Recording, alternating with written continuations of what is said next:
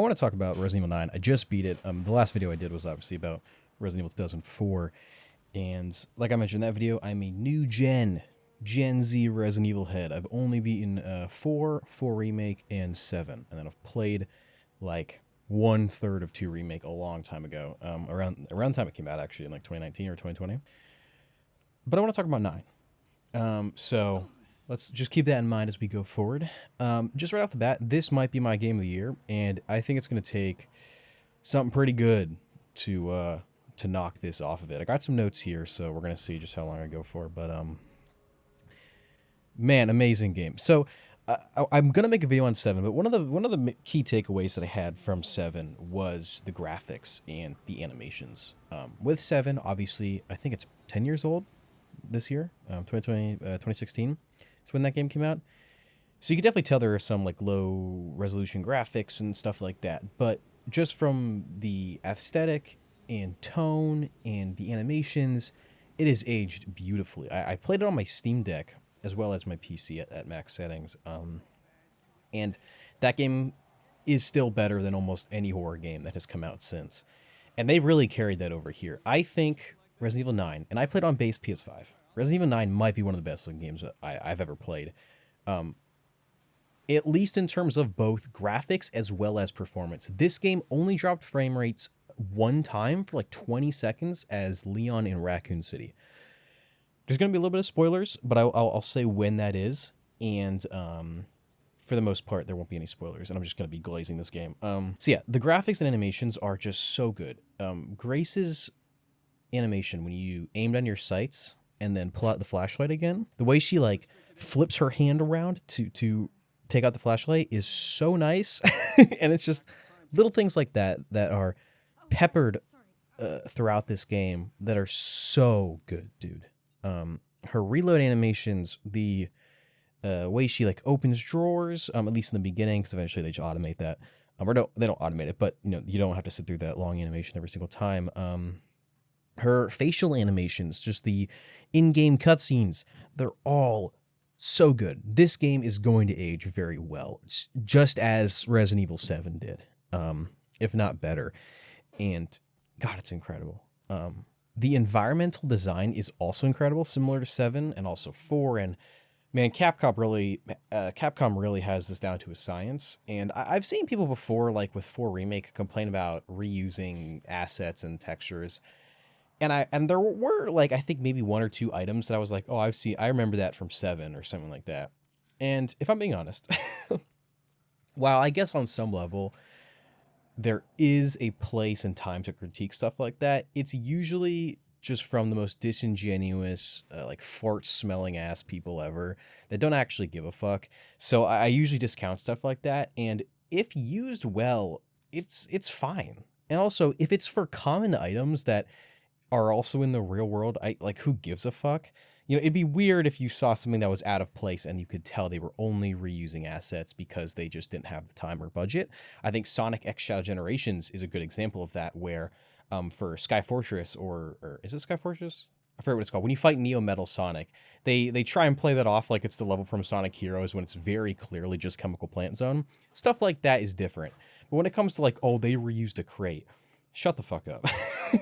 People that complain about stuff like that, you don't care. You don't actually give a fuck, and you don't know how games are made. I don't know how games are made, but you especially don't know how games are made, because if every single time these companies had to remake all these assets, we would never get new games. Anyways, that being said, the environmental design in this game is phenomenal, dude. It is so good. Every area is so well made, even the more generic places like Raccoon City, where it's just a lot of grays and beiges and browns. Still, the atmosphere is so good. Walking through the old RPD office, and I guess that's a spoiler, they show it in the trailer, and sort of revisiting a lot of these areas, even as someone like me who doesn't have that same level of nostalgia for it, God, it is so good, dude. But the opening section with Grace, which is what most people at this point have experienced, I mean, some people beat this game really quickly, but most people, I would assume, are still playing as Grace and maybe a little bit of Leon.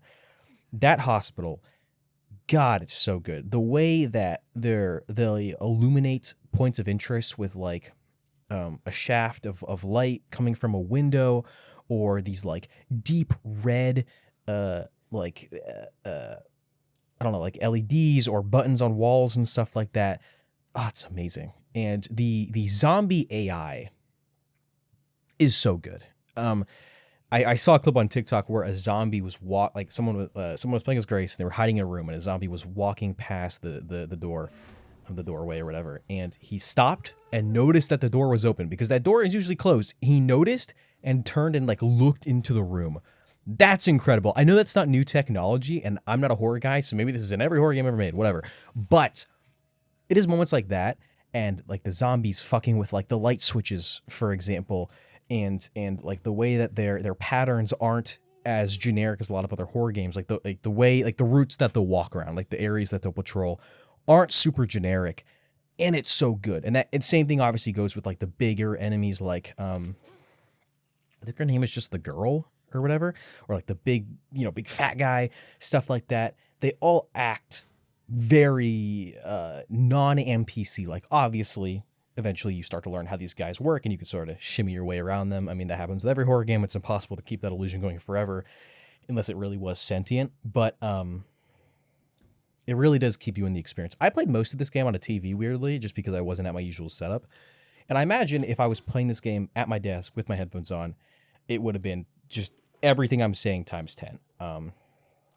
I'm noticing, especially with 7 and now this, I don't think I'm really that affected by horror stuff. The scariest part in this game for me was in the beginning. This is literally in the first like 10 minutes of the game. What I don't know what you call that when you kill like a deer and then you put their head up on the wall, whatever that's called.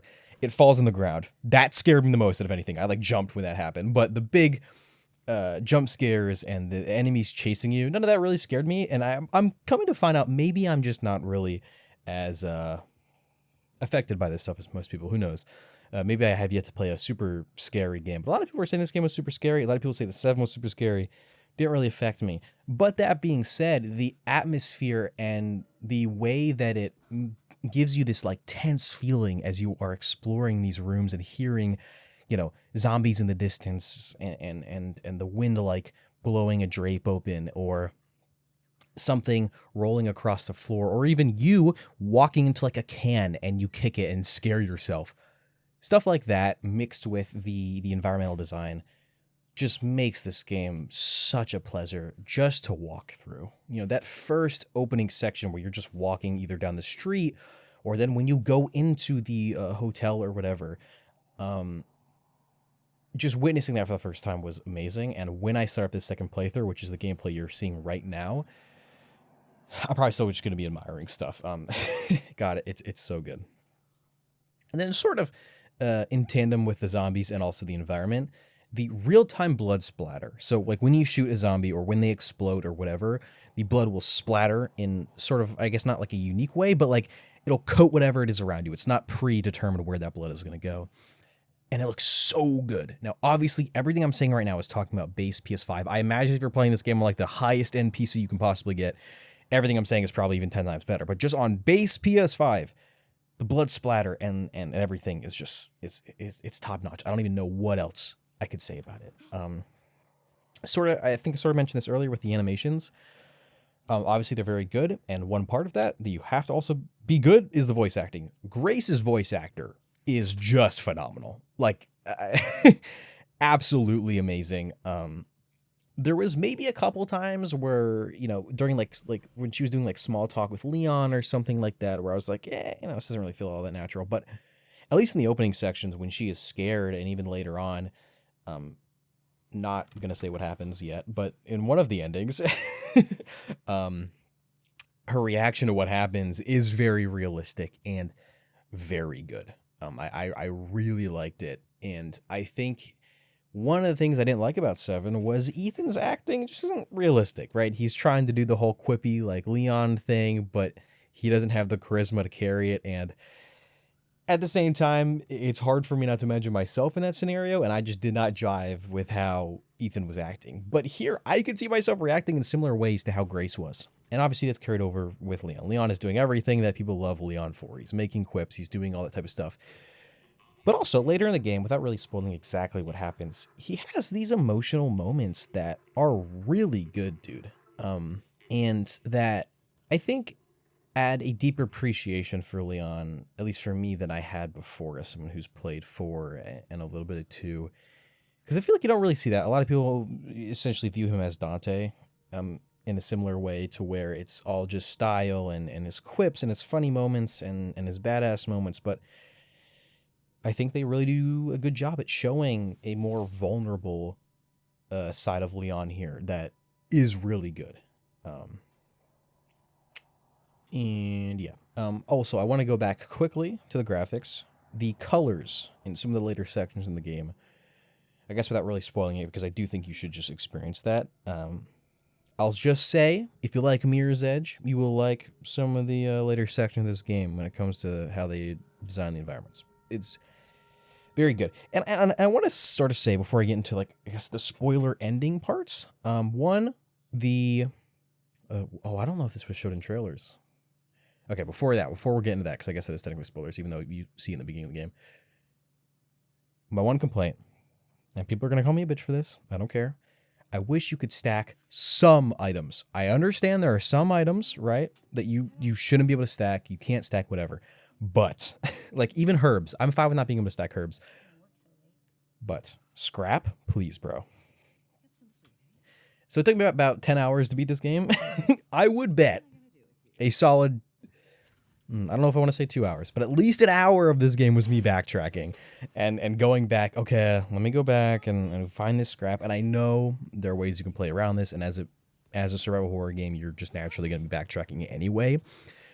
But, oh my God, that first, like, 2, maybe 3, I don't know about, first 2 hours at least, where you only have like 4, or no, you have like 8 slots as Grace in your inventory. Holy shit, dude. I was just constantly, like, sometimes I would even have to get rid of stuff because I would just sort of mess up how I was handling my inventory. Now, here's a middle ground. If you're a hard stance believer that you shouldn't be able to stack things, okay? Let me drop things. Please, bro. Why is it that I have to either carry it or discard it? That is so stupid. It doesn't even make sense. Obviously, talking about realism in Resident Evil is stupid, but apparently, I haven't played it yet. Apparently, you can drop stuff in Resident Evil 0, but just none of the other games. Like, even in 7, this was a thing where I was like, dude, why can't I just put this on the ground for now and then come back to it? Like, really? Like, I don't know. It's very frustrating. And that is genuinely maybe my only complaint. At least one that is worth mentioning. There were definitely sections of the game as Grace, or even as Leon, where I was kind of like, all right, guys, let's wrap it up here. I'm sort of just doing the same thing, or maybe a zombie cornered me and I was raging a little bit. That definitely happened here or there, even though this game isn't that hard. It definitely can be hard if you're bad at this game. But at least for me, I didn't have too much of a problem, but there definitely were scenarios, especially some of the parts in Raccoon City, they do not give you a lot of health, and I was going in as Leon just killing everybody, and I was definitely in some tight spots where I just had no health and had to play this game like a Navy SEAL, not getting shot a single time. But it was still very fun, and like I said, that's a negligible complaint that I have. And so I guess I'll get into spoilers here. That's your warning. Emily is very nice. I really liked Emily. I will say her voice acting isn't great, but that's, I guess, par for the course with, like, child characters. The voice acting is rarely good in like almost everything, right? In shows and movies and games alike. I often find that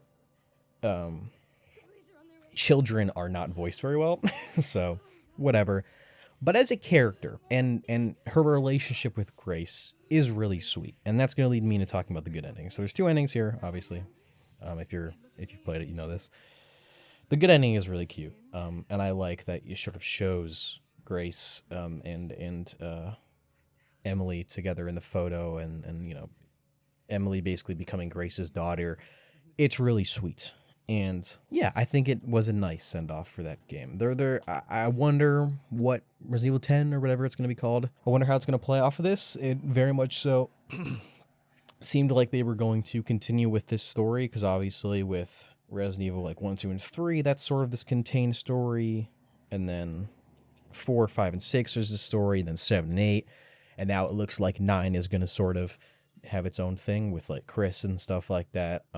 So I'm interested to see where that's going to go. I'm sure there are hinted at where it's going to be. I don't know. I haven't played 8 yet, so I'm not really sure what Chris is doing right now. I plan to play 8 pretty soon. I need to finish up 7's DLC, and then I'm going to hop into Resident Evil 8. Before playing Resident Evil 1, 2, 3, and whatever. I know people are going to be like, oh, why would you do that? It's just because 7 is fresh in my mind, and I really liked 7, so I just want to just play 8 immediately, and then I want to jump into the older games. And then there's the bad ending. So I accidentally picked this ending because I just, in my head, I was like, oh yeah, destroy Elpis, of course. You know, you don't want to release this thing, assuming it's this bad thing. And I was shocked when Leon just gets domed. I was like, oh, he's not dead, right? Like, he's gonna have T-virus powers and his head's gonna come back or something. No, he's dead. And I've seen some people complain that like it was sort of out of nowhere and a little like I don't even think there's a like an end credit scene with that. It seemed very sudden. I've seen a lot of people say, but it's the bad ending, and I would have a problem with that if they didn't allow you to just immediately load up your save and pick the good ending. So because of that, I don't really care. And regardless, it was still very shocking. I certainly didn't go into this game thinking Leon was going to die. And even like, you know, him coughing up blood and all that type of stuff, the whole time I was like, I mean, it's one of those series where you just don't expect it to die. So even though it was a little lackluster and it's not the canon ending or anything like that, I still think it had a lot of impact. And yeah, I guess since we're in spoiler territory, to finish off, the environmental designs in the ending part are so good, dude.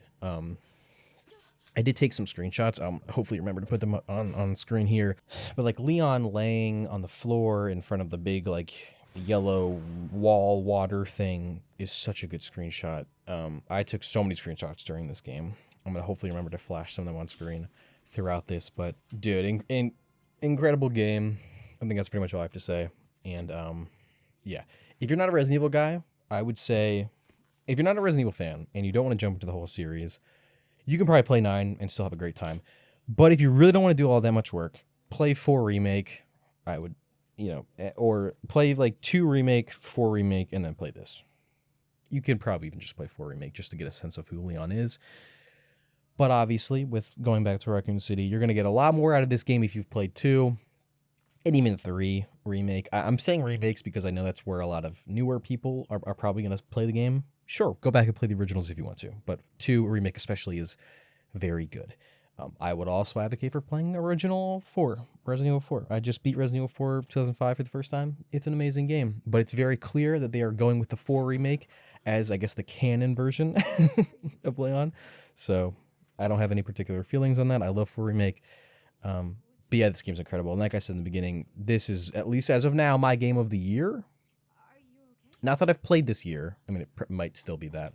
But at least as of what has come out this year and what is looking like is going to come out this year, unless like the next mainline Sonic game comes out this year and it is amazing, this is my game of the year.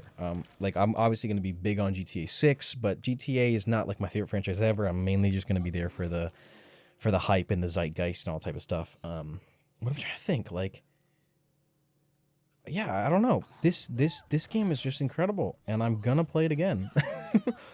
Like I might even buy it on Switch too, just to keep playing it and stuff like that. So yeah, I'm done. That's all I'm gonna say. This game's incredible. You should definitely pick it up.